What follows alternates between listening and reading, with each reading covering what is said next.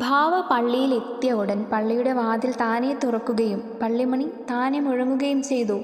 ഭാവ പള്ളിയിലെത്തിയത് 1685 കന്നിമാസം 7-നായിരുന്നു. മണിയുടെ ശബ്ദവും പിന്നാലെ വന്ന കുട്ടികളുടെ ആർപ്പ് വിളിയും കേട്ട് അനേക ജനങ്ങൾ വന്നുകൂടി. ഭാവ പള്ളിയുടെ മദ്ബഹായുടെ തെക്കു പടിഞ്ഞാറേ അരികിൽ ചെന്നിരുന്നു. സുറിയാനി അറിയാവുന്ന ഒരു ഷെമ്മാശൻ അവിടെ ഉണ്ടായിരുന്നു. അദ്ദേഹം ഭാവയിൽ നിന്നും വിവരങ്ങളെല്ലാം ഗ്രഹിച്ചു. ഈ പള്ളിയുടെ സ്ഥാപനത്തിൻ്റെ ഓർമ്മ കന്നിമാസം 13-ന് പതിവായി ആഘോഷമായി വന്നിരുന്നു.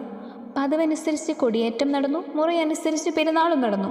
പിറ്റേ ദിവസം കന്നിമാസം 14-ന് ഭാവയുടെ കൂടെ സഞ്ചരിച്ച് യത്തുള്ള റംബാനച്ചനെ ഇവാനിയോസ് എന്ന പേരിൽ എപ്പിസ്കോപ്പയായി വാഴിച്ചു.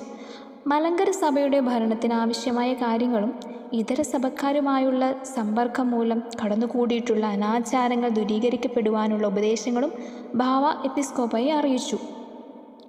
ഇങ്ങനെ താമസിക്കവേ യാത്രാക്ലേശവും കൊണ്ടും വാർദ്ധക്യ നിമിത്തവും ഭാവ രോഗിയായി തീർന്നു. തന്നിമിത്തം ആ മാസം 17-ന് കാന്തില കുദാശ സ്വീകരിച്ചു. ക്രമേണ രോഗം വർദ്ധിച്ചു. കന്നിമാസം 19 ശനിയാഴ്ച 3 മണിയോടുകൂടി 92-ാം വയസ്സിൽ ഭാവ കർത്താവിൽ നിദ്ര പ്രാപിച്ചു. ഭാവയുടെ മരണം കാണുവാൻ ജനങ്ങൾ പള്ളിയകത്ത് തിങ്ങിക്കൂടി. മരണസമയം പള്ളിമുറ്റത്തുള്ള കുരിശിൽ ഒരു വലിയ പ്രകാശമുണ്ടായി. എല്ലാവരും അത്ഭുതപ്പെട്ടു ഈ പ്രകാശം കണ്ട് ദൈവത്തെ സ്തുതിക്കുകയും ചെയ്തു. പിറ്റേ ദിവസം, അതായത് കന്നിമാസം 20-ന് പള്ളിയുടെ മദ്ബഹായുടെ അകത്ത് തെക്ക് പടിഞ്ഞാറ് വശത്തായി ഖബറടക്കി. ഭാവയുടെ ഓർമ്മ അന്നു മുതൽ ഇന്നുവരെ കന്നിമാസം 12-ന് ആരംഭിച്ച് 21 വരെ ആഘോഷം കൊണ്ടാടി വരുന്നു.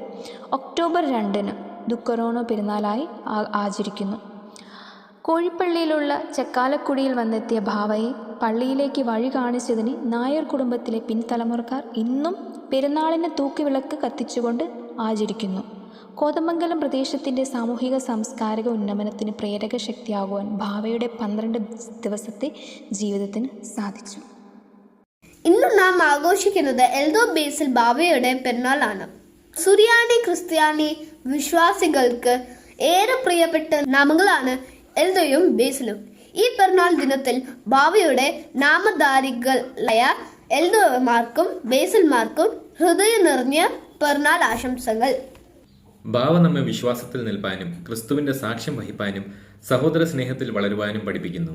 ഈ വിശുദ്ധന്റെ മധ്യസ്ഥതയാൽ നമ്മുടെ കുടുംബങ്ങളും സഭയും ദൈവാനുഗ്രഹത്തിലും സമാധാനത്തിലും സന്തോഷത്തിലും നിറഞ്ഞു നിൽക്കട്ടെ. എല്ലാവർക്കും എൽദോ ബേസിൽ ഭാവയുടെ പെരുന്നാൾ ആശംസകൾ.